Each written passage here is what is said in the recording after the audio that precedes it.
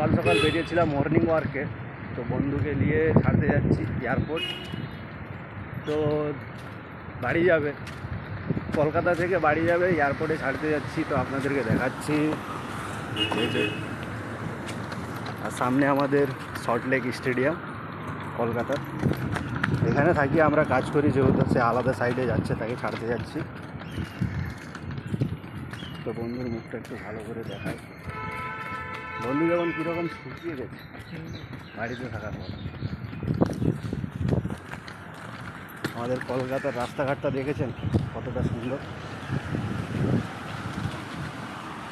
সামনে সল্টলেক স্টেডিয়াম, যদি তোমরাও খেলা দেখতে যাও তাহলে তাড়াতাড়ি চলে আসবে, মনে হয় সামনেই খেলা আছে।